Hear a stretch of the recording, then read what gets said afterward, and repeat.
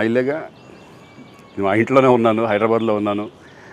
So నేను విన్నాను పొద్దున్నుంచి, నాకు ఫోన్లు రావడం జరిగింది. నేను కూడా వీడియో క్లిప్ చూశాను. మన మీడియా మిత్రులు చాలామంది నన్ను అడిగి క్లారిఫై చేసుకున్నారు. వాళ్ళ దాంట్లో రాలేదు నాకు తెలిసి.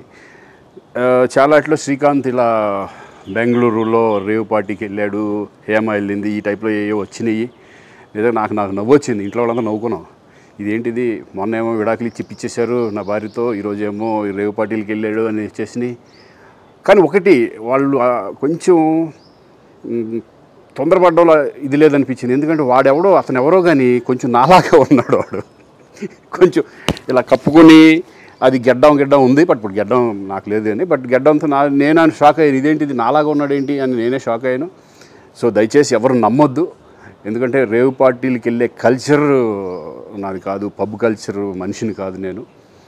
ఒక్కోసారి బర్త్డే పార్టీలకు వెళ్తాము, ఒకవేళ తెలియకుండా ఏదైనా వెళ్ళినా ఒక హాఫ్ అన్ అవర్ నుండి వచ్చేస్తాను తప్పితే అటువంటి ఏమీ లేదు. రేవ్ పార్టీ ఎలా ఉంటుందో కూడా నాకు తెలియదు.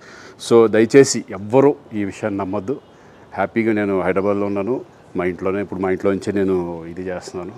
సో దయచేసి మీడియా మిత్రులందరికీ కూడా నేను చెప్పేది ఏంటంటే, ఏ విషయం కరెక్ట్గా తెలుసుకోకుండా మీరు కూడా థంబ్నైల్స్ పెట్టేసేసి నా బొమ్మ వేసేసి రేవ్ పార్టీలో పట్టుబడ్డ శ్రీకాంత్ ఈ టైప్లో వేస్తున్నారు. కాబట్టి దయచేసి ఎవరు నమ్మొద్దు.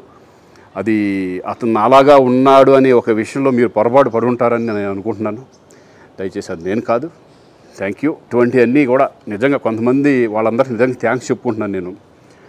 కొంతమంది మీడియా మిత్రులు నాకు డైరెక్ట్గా తెలుసు కాబట్టి, వాళ్ళ ఫ్రెండ్స్ లాగా నన్ను ఇచ్చేస్తారు కాబట్టి, వాళ్ళందరూ నన్ను డైరెక్ట్గా అడగడం, నేను చూసి ఇద్దరు నవ్వుకోవడం, వాళ్ళు వాళ్ళ దాంట్లో వేయకుండా చూశారు కొంతమంది. వాళ్ళందరూ కూడా నేను థ్యాంక్స్ చెప్పుకుంటున్నాను.